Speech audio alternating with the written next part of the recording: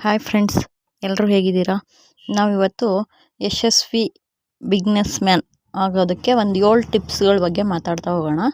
ಏನಪ್ಪ ಅಂತಂದರೆ, ಒಂದನೇದಾಗಿ ಸ್ಪಷ್ಟವಾದ ಗುರಿ ಇರಬೇಕು. ಯಾಕಪ್ಪ ಸ್ಪಷ್ಟವಾದ ಗುರಿ ಇರಬೇಕು ಅಂತಂದರೆ, ಯಶಸ್ಸಿನ ಮೊದಲನೇ ಹೆಜ್ಜೆನೇ ಸ್ಪಷ್ಟವಾದ ಗುರಿಯಾಗಿರುತ್ತೆ.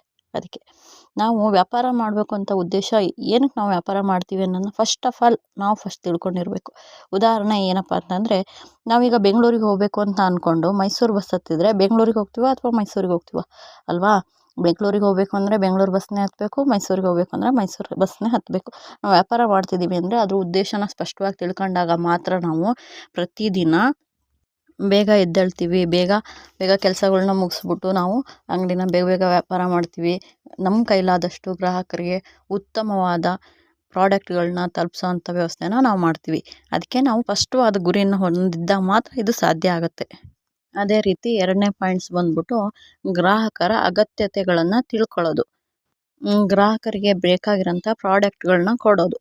ಅಂದರೆ ಏನಪ್ಪ ಅಂದರೆ, ಈಗ ಒಬ್ಬ ಕಸ್ಟಮರ್ ಬರ್ತಾರೆ, ಅವರಿಗೆ ಒಂದು ಪೆನ್ ಬೇಕಾಗಿರುತ್ತೆ. ಅವರಿಗೆ ನಮ್ಮಲ್ಲಿ ಪೆನ್ ಇರೋಲ್ಲ. ಅವಾಗ ನಾವೇನು ಮಾಡ್ತೀವಿ, ಇಲ್ಲ ನಮ್ಮಲ್ಲಿ ಪೆನ್ ಇಲ್ಲ, ಬಟ್ಟೆ ಸೋಪ್ ತೊಗೊಳ್ರಿ ಅಥವಾ ಕೊಬ್ಬರಿ ಎಣ್ಣೆ ತೊಗೊಳ್ರಿ ಅಂತ ಹೇಳ್ಬಿಟ್ಟು ಪುಷ್ ಮಾಡ್ತೀವಿ. ಆಗೇನು ಮಾಡ್ತಾರೆ, ಅವರು ವಿಶ್ವಾಸಕ್ಕೆ ತೊಗೊಂಡು ಹೋಗ್ಬೋದು ಅಥವಾ ಬಿಟ್ಟು ಹೋಗ್ಬೋದು.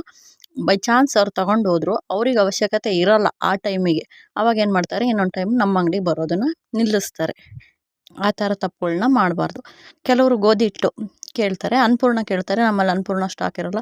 ಅವಾಗ ಏನು ಮಾಡ್ತೀವಿ, ಇನ್ನೊಂದು ಯಾವುದನ್ನು ಕೊಡ್ತೀವಿ. ಅದು ಚೆನ್ನಾಗಿದ್ದರೆ ನೆಕ್ಸ್ಟ್ ಅವರೇ ಕೇಳ್ಕೊಂಡು ಬರ್ತಾರೆ. ಇಲ್ಲ ಅಂದರೆ ಆ ಐಟಮನ್ನು ಅವ್ರು ನಮ್ಮಲ್ಲಿ ಮತ್ತೆ ಕೇಳೋದನ್ನು ನಿಲ್ಲಿಸ್ತಾರೆ. ಅವಾಗೇನಾಗುತ್ತೆ, ನಾವು ಒಬ್ಬ ಒಳ್ಳೆ ಗ್ರಾಹಕರನ್ನ ಕಳ್ಕೊತೀವಿ. ಈ ತಪ್ಪನ್ನು ಯಾವತ್ತೂ ಮಾಡಬಾರ್ದು.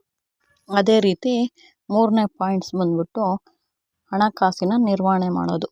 ಏನಪ್ಪ ಹಣಕಾಸಿನ ನಿರ್ವಹಣೆ ಮಾಡೋದು? ಆದಾಯ ಮತ್ತು ಖರ್ಚಿನ ವಿವರಣೆಗಳನ್ನ ಬರೆದಿಡೋದು ಪ್ರತಿದಿನ. ಆದಾಯ ಖರ್ಚು, ಈಗ ಏನು ಪ್ರತಿದಿನ ನಾವು ಪ್ರಾಡಕ್ಟ್ನ ಕೊಂಡ್ಕೊಂಡ್ವಿ, ಏನು ಖಾಲಿ ಆಯಿತು ಅದನ್ನ ಪ್ರತಿದಿನವೂ ಅದನ್ನ ನೋಡ್ಕೊತಾ ಇರಬೇಕು.